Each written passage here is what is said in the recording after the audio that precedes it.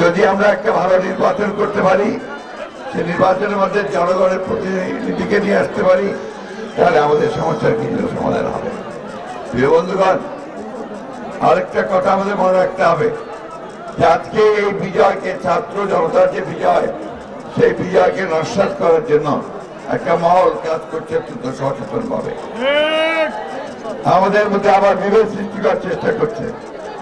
আমাদের কিছু কিছু লোকের নামে বিভিন্ন রকম কথা বলে পত্র পত্রিকায় বিএনপির ভাবমূর্তি নষ্ট করার চেষ্টা করছে। এইখান থেকে সবাই বিরত থাকবেন। যদি কাউকে দেখেন যে চাঁদাবাজি করছে বা দখলদারি করছে, তাকে ধরে সাথে সাথে পুলিশে দেবেন অথবা আপনারা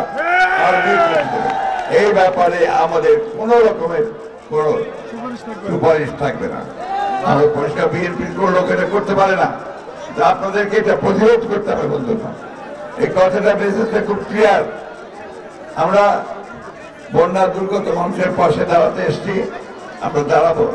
আরেকটা কথা আমি বলতে চাই, এই নতুন সরকার মাত্র 20-22 দিন বয়স হয়েছে, একে আমাদের সময় দিতে হবে যে সে যেন একটা সুষ্ঠু নির্বাচন করার মতো পরিবেশ তৈরি করতে পারে, তাই না?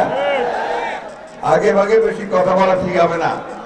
সমস্ত রাজনৈতিক দলগুলোর সঙ্গে আলোচনা করে আমরা গিয়েছিলাম, আমরা বলেছি যে আলোচনা করে বসে সকলে যা চায় মানুষ সেইভাবে একটা নির্বাচনের ব্যবস্থা করতে হবে। কিন্তু দ্রুত তার সঙ্গে জনগণের যে দাবি, জনগণের প্রতিনিধির হাতে ক্ষমতা তুলে দিতে হবে, জনগণের সরকারের হাতে ক্ষমতা শেষ করে দিয়েছি। আপনারা ভালো আছেন তো? ভালো থাকবেন সবাই। আর আমাদের তারেক রহমান সাহেবের হাতকে শক্তিশালী করবেন। দেশনেত্রী বেগম খালেদা মুক্ত হয়েছেন, তিনি যেন চিকিৎসা করে আমাদের ফিরে আসতে পারে তার জন্য দোয়া করবেন, তাই না? তাহলে আপনারা সবাই ওয়াদা করছেন তো ঠিক মতো চলবেন? ভালো থাকবেন সবাই। আসসালামু আলাইকুম, খোদা হাফেজ।